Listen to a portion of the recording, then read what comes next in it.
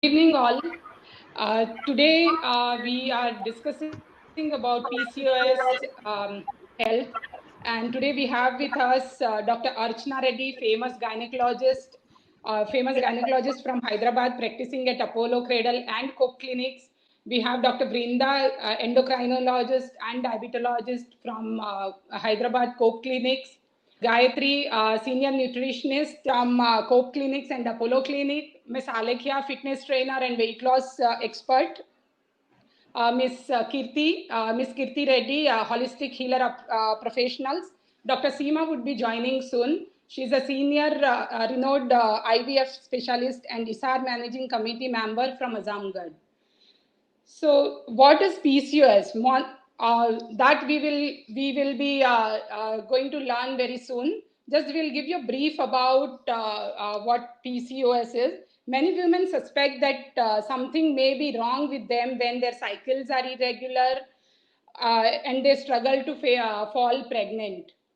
At the same time, many women nowadays are being diagnosed with PCOS. The first thing you need to know is that you are not alone. We can deal with that.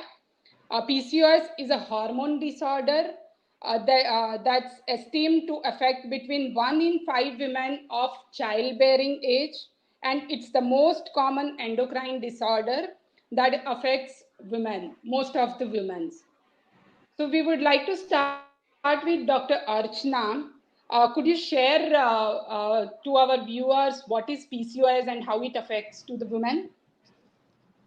Dr. Yeah, yeah. Thank you, Sharmi. Hello, everybody. Hello, all the viewers.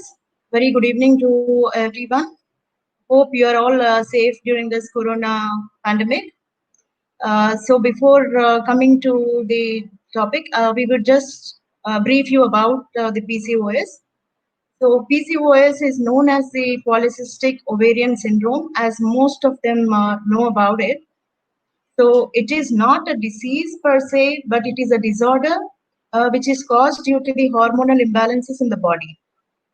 So as the name suggests, polycystic, there are multiple cysts or fluid-filled spaces in the ovaries, and there are hosts of other problems associated with them. Like there is anovulation, that is lack of ovulation is seen in these women. They do not regularly ovulate, and there are menstrual abnormalities. They have hirsutism, that is excess of facial hair growth is seen. They have excess of body hair growth, especially on the breasts, inner thighs. And they have male pattern of baldness is seen in these women, and excessive thinning of hair is seen. And they have acne and obesity. These women also complain of difficulty in losing weight. Many women also have insulin resistance, and they have a higher incidence of type 2 diabetes, high triglyceride levels, and abnormal lipid patterns, and they have low bone densities as well. Uh, and the laboratory tests in these women will also be showing excess of androgens, that is male hormones, especially the testosterones. But some of these women may not show any of the signs of this disorder until late in their life. But some of them may not even be diagnosed until they're struggling to get pregnant.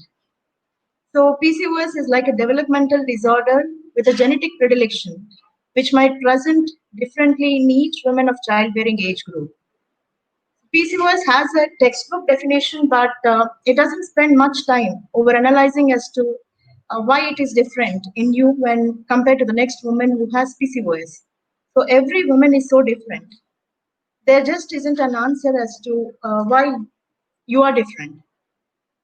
So some women may show signs very early in life when they just begin to menstruate, but some of them may not show any signs until very late in their life, until they have substantial weight gain, or some may not even be diagnosed until they're struggling to get pregnant.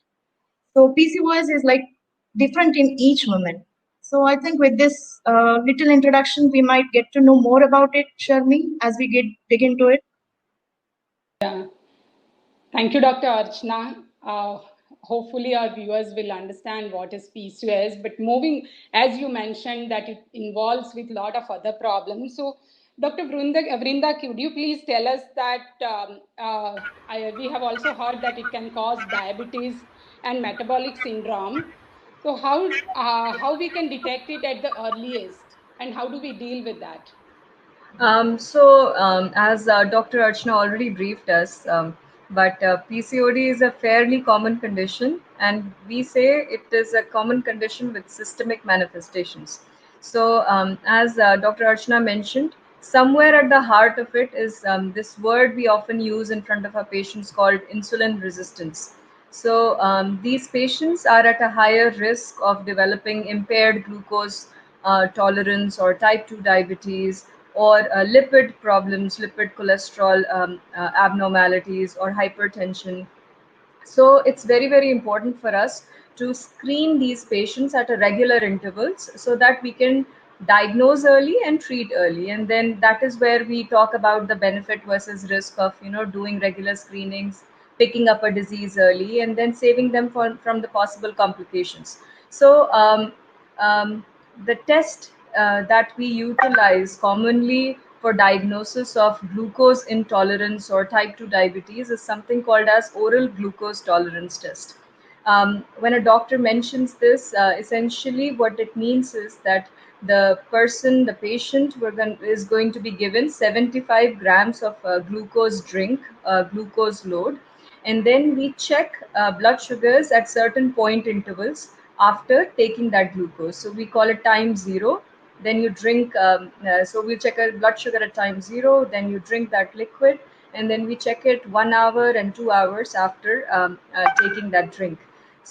Then there are certain cutoffs which are defined, and of course, based on that, your doctor will either diagnose you with as having normal blood sugars or having slight impairment or with type 2 diabetes. There is another test.